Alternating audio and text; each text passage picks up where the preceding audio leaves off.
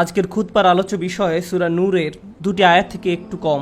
এই আয়াতগুলোতে এমন এক মূলনীতি আলোচনা করা হয়েছে যার দ্বারা আমরা শুধু বিবাহ নামক প্রতিষ্ঠানটিকে বুঝব না, বরং সমাজে কিভাবে মানুষকে বিবাহ বন্ধনে আবদ্ধ করা যায় তাও বুঝব। আল্লাহ আযজা ওয়া জাল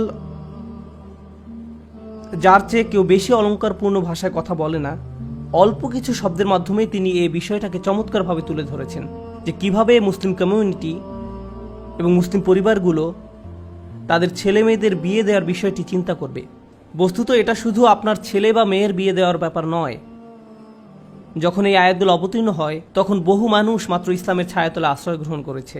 সুতরাং অনেকের কোনো মুসলিম পরিবার ছিল না। এমন অনেক মহিলা ছিলেন যাদের পিতামাতা মুসলিম ছিল না, তারা তাকে সমর্থন দিচ্ছিলেন না, তারা এখন সাহাবিয়াত এবং তারা অবিবাহিতা অথবা যাদের বিবাহ ভেঙে গেছে, অধিকন্তু সন্তান সন্ততিও আছে ইত্যাদি। সাধারণ পরিবারগুলোতে আপনার ছেলে বা মেয়ে থাকে, তারা বড় হয়, তারপর বিয়ের বয়সে পৌঁছায়, আর আপনি তাদের বিয়ে দেওয়ার কথা ভাবেন। কিন্তু বৃহত্তর পরিসরে আমাদের পরিবার হলো গোটা উম্মাহ। রাসূল সাল্লাল্লাহু আলাইহি ওয়াসাল্লাম সমগ্র উম্মাহকে একটি শরীরের সাথে তুলনা করেছেন, আর আল্লাহ সুবহানাহু ওয়া তাআলা একে ইখওয়া বা প্রায় রক্ত সম্পর্কীয় ভ্রাতৃত্ব বলে উল্লেখ করেছেন। আমরা একে অপরের ভাই, তার মানে আমরা সবাই মিলে বড় একটা পরিবারের মতো। সুতরাং আমাদের সমাজে যখন পুরুষ মহিলারা বিবাহ বন্ধনে আবদ্ধ হতে পারে না, সেটা আমাদেরই সমস্যা। তো আল্লাহ সুবহানাহু ওয়া তাআলা বলেন, ওয়ানকিহুল আয়ামা মিনকুম, তোমাদের মধ্যে যারা বিবাহহীন তাদের বিবাহ সম্পাদন করে দাও। এভাবেই বক্তব্যের শুরু। আরবিতে আইম শব্দটি নারী পুরুষ উভয়ের জন্য প্রযোজ্য, তবে বেশিরভাগ সময় এটা নারীদের জন্য ব্যবহৃত হতো আর কম সময় পুরুষদের জন্য ব্যবহার হতো। আরবদের এই শব্দ ব্যবহার থেকে বোঝা যায় এটি পুরুষদের বেলায় এমন কারোর জন্য ব্যবহৃত হতো যে সহজে বউ পাচ্ছে না, অথবা এমন পুরুষ যে বিয়ে করতে অস্বীকৃতি জানাচ্ছে, তা যে কোনো কারণেই হোক, তাদেরকে বিয়ে করতে উৎসাহ যোগাতে এটা ব্যবহৃত হতো। পক্ষান্তরে অধিকাংশ ক্ষেত্রে এটা নারীদের বেলায় ব্যবহৃত হতো। এমন নারী যারা তালাক প্রাপ্তা, এমন নারী যাদের এখনো বিয়ে হয়নি, কিংবা এমন নারী যারা অন্য পরিবার থেকে এসেছেন আর এখন তারা মুসলিম, ইত্যাদি ইত্যাদি। নারীদের নিয়ে এখানে কথা বলা হয়েছে। এখানে মজার যে বিষয়টার প্রতি আমি দৃষ্টি আকর্ষণ করতে চাই তা হলো আল্লাহ আযজা ওয়া জাল্লা এখানে সর্বপ্রথম তালাকপ্রাপ্তা নারীদের কথা উল্লেখ করেছেন। তালাকপ্রাপ্তা নারীদের প্রতি প্রথম দৃষ্টি দিয়েছেন উম্মুল মুমিনিন তথা রাসূল সাল্লাল্লাহু আলাইহি ওয়াসাল্লামের স্ত্রীদের মাঝে অধিকাংশ ছিলেন তালাকপ্রাপ্তা বা বিধবা।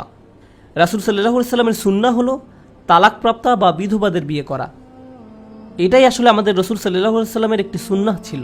এই সুন্নাহটিকে এখন সম্পূর্ণ বিপরীত দৃষ্টিকোণ থেকে দেখা হয়। কেউ যখন কোনো তালাকপ্রাপ্তা কাউকে বিয়ে করার কথা বলে বা বিধবা কাউকে বিয়ে করার কথা বলে, তখন তাকে বলা হয় তুমি কি পাগল হয়ে গেছো? আর এটা আমাদের প্রিয় রাসূল সাল্লাল্লাহু আলাইহি ওয়াসাল্লামের দেখানো সুন্নাহর সম্পূর্ণ বিপরীত আচরণ। প্রকৃতপক্ষে আল্লাহ যে আয়াতে রাসূল সাল্লাল্লাহু আলাইহি ওয়াসাল্লামকে বর্তমান স্ত্রীদের স্থলে নতুন স্ত্রী দেওয়ার সম্ভাবনার কথা বলেন, সেখানে তিনি প্রথমে বলেছেন সাইয়্যিবাত, তারপরে বলেছেন আবকারা, আমি তাকে অন্য নারী বিয়ে করাবো।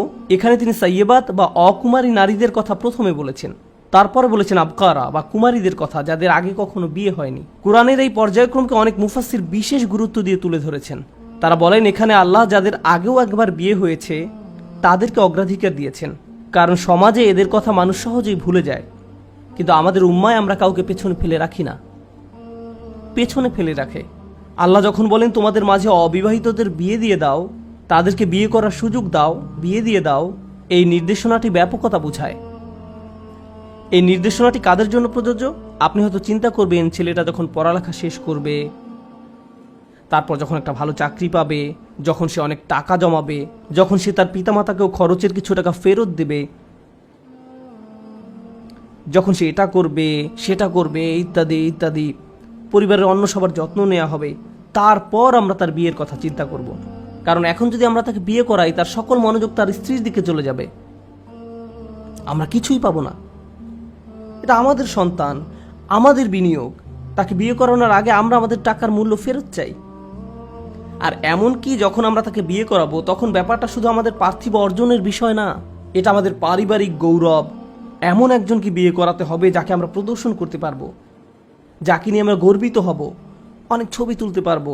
তাই বিশাল এক অনুষ্ঠানের আয়োজন করো, মানুষকে দেখাও যে আমরা একটা উচ্চ শ্রেণীর পরিবারের সাথে আত্মীয়তা করেছি, ইত্যাদি ইত্যাদি।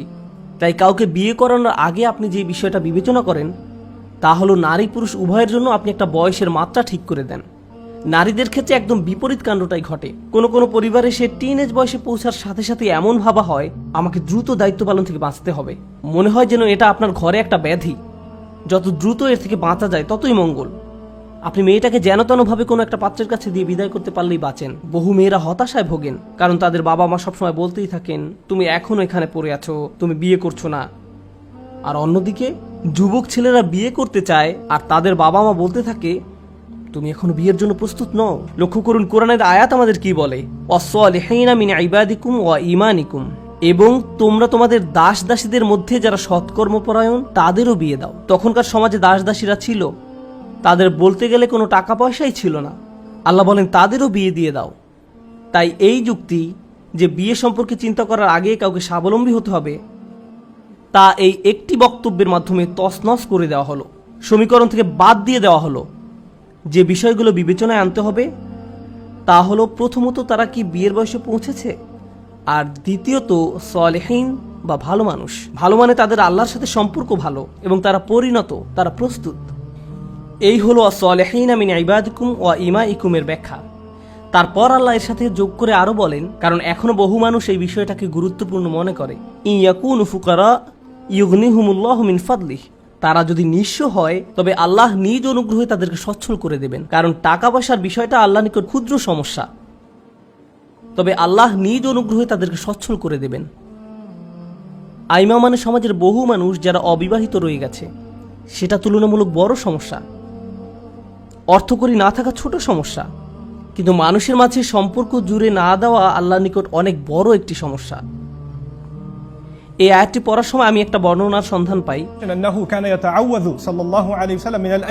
রাসূল সাল্লাল্লাহু আলাইহি সাল্লাম এমন সমাজ থেকে আল্লাহর নিকট আশ্রয় চাইতেন যেখানে প্রচুর অবিবাহিত মানুষ রয়েছে। তিনি উম্মার এমন অবস্থা হওয়া সম্পর্কে উদ্বিগ্ন ছিলেন যেখানে প্রচুর অবিবাহিত মানুষ থাকবে আর তারা এটা নিয়ে সুখী থাকবে। আসলে এই অবস্থায় তারা সুখী নয়, আর অন্যজনের বেলায় যে বিয়ে করতে চাচ্ছে তাকে বিয়ে করতে দিচ্ছে না। তখন সেই ছেলে বা মেয়ে বলে, যা ঠিক আছে, আমি আর বিয়ে করব না, একা থাকবো। যখন কেউ বলে আমি একা থাকবো, তার অর্থ এই নয় যে আমি ফেরেশতার মতো থাকবো। নিঃসংকোচে বলতে গেলে আমরা জানি এর মানে কি। একজন 30 বছরের যুবক যে কিনা একজন প্রফেশনাল, ভালো টাকা উপার্জন করেন, অন্যদিকে 28 বছরের এক মেয়ে যে লেখাপড়া শেষ করেছে এখনো অবিবাহিতা, তার মানে এই না যে তাদের কোনো আকাঙ্ক্ষা জাগ্রত হয়নি, পাপ করার সুযোগ তৈরি হয়নি, বা তার আগের দিনের মদিনার মানুষদের মতো ধার্মিক জীবনযাপন করে। মদিনারও তার নিজস্ব ধরনের সমস্যা ছিল, মদিনাতেও নিজস্ব ধরনের পরিস্থিতি ছিল। আপনি যদি মনোযোগ দিয়ে রাসূল সাল্লাল্লাহু আলাইহি সাল্লামের জীবনী পড়েন তাহলে দেখবেন সাহাবীদের জীবনে বিভিন্ন ঘটনা ঘটেছে। মাত্র আজ সকালে আমি এক সাহাবীর ঘটনা পড়ছিলাম, যিনি কোনো এক কারণে মক্কায় গিয়েছিলেন, আর সেখানে তার জাহিলি যুগের এক মেয়ে বন্ধু ছিল। আরবি বর্ণনায় যে শব্দটি ব্যবহার করা হয়েছে তা হলো খলিলা, মেয়ে বন্ধু, তার মুসলিম হওয়ার আগের জীবনের। তো মেয়েটি তাকে দেখতে পেল আর বলল, তুমি কি আবার আমার সাথে নির্জনে থাকতে চাও? তখন সেই সাহাবী রাদিয়াল্লাহু তাআলা আনহু বললেন, সম্ভব না, তোমার আর আমার মাঝে ইসলাম এসে গেছে। তখন মেয়েটি রেগে গেল এবং সে তার ভাই বন্ধুদের ডেকে তাকে মারধর করতে উদ্যত হলো। সাহাবী বললেন, ঠিক আছে, আমাদের জন্য একটাই পথ আছে, তা হলো আমাকে তোমার বিয়ে করতে হবে। মেয়েটি বলল, ঠিক আছে, আমাকে বিয়ে করো। তিনি বললেন, আগে আমাকে রাসূল সাল্লাল্লাহু আলাইহি সাল্লামকে জিজ্ঞেস করতে হবে, কারণ তিনি জানতেন না যে অমুসলিম কাউকে বিয়ে করা যাবে কি না। তারপর তিনি রাসূল সাল্লাল্লাহু আলাইহি সাল্লামের কাছে ফেরত গেলেন এবং তাকে জিজ্ঞেস করলেন। তারপর এই আয়াত অবতীর্ণ হয় যে মুশরিক নারীদের বিয়ে করো না যতক্ষণ না তারা ঈমান গ্রহণ করে। আমি আমার আলোচনা থেকে একটু সরে গেছি। আমি যে কথাটি বলতে চাচ্ছি তা হলো কিভাবে আমরা বিয়েকে সহজ করে দেব, কারণ বিয়েকে কঠিন করা শয়তানের কাজ। শাহ ওয়ালিউল্লাহ রাহমাতুল্লাহ আলাইহি বুদ্ধিদীপ্তভাবে একটা ব্যাপার তুলে ধরেছেন। একটি সমাজে শয়তানের রাস্তা হলো হারামকে সহজ করে দেয়া আর হালালকে কঠিন করে দেয়া। যখন সমাজে এটা ঘটে তখন শয়তানের জয় হয়, কারণ লোকজন সহজের দিকে আকৃষ্ট হবে। তাই আজকের সমাজে আপনি যদি চোখ দিয়ে আনন্দ পেতে চান, আপনার সামনে স্ক্রিন আছে, বিভিন্ন নিষিদ্ধ জায়গায় আপনি যেতে পারেন, আপনার অফিস বা ক্যাম্পাসে, আপনার মোবাইল ডিভাইসে, সোশ্যাল মিডিয়ায়, ডেটিং অ্যাপস, আরও কত রকমের উপকরণ আপনার হাতের মুঠোয়।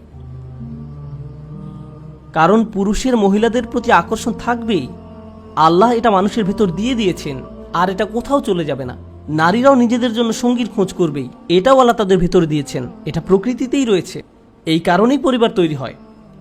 আজ যখন অসুস্থ, নোংরা আর অবৈধ কার্যক্রমের দরজাকে বিস্তীর্ণ রূপে খুলে দেওয়া হয়েছে, এরকম পরিস্থিতিতে একজন যুবক এসে যখন বিয়ের কথা বলে, আমি জানি আমি মাত্র ভার্সিটির 3য় বর্ষে পড়ি, আমি জানি আমি মাত্র ভার্সিটির 3rd ইয়ারে পড়ি, কিন্তু আমি আর পারছি না মা, আমি আর পারছি না বাবা। সে হয়তো এভাবে বলে না, আব্বা আমার হরমোন আমাকে পাগল বানিয়ে দিচ্ছে, ক্যাম্পাসে মেয়েদের যা অবস্থা, আমি জানি না আপনাকে কি বলবো। সত্যি একটা মেয়ে আমাকে শুধু মেসেজ দিয়েই যাচ্ছে। কেউ তো আর এভাবে তার বাবা মাকে বলবে না। সে হয়তো বলবে, মা, আমি মনে করি আমার বিয়ে করা উচিত। সে ইঙ্গিতে ভালোভাবে বলার চেষ্টা করবে, আর তখন কোনো পিতামাতা এই যুবক ছেলেটাকে অপমানিত করতে শুরু করলো। ওহ, তুমি ধৈর্য ধরতে পারো না, নিজেকে নিয়ন্ত্রণ করতে পারো না? আমি 40 বছর বয়সে বিয়ে করেছি। কিভাবে আপনি 40 বছর বয়সে বিয়ে করেছেন? আপনার তো এখনই বয়স 50 বছর।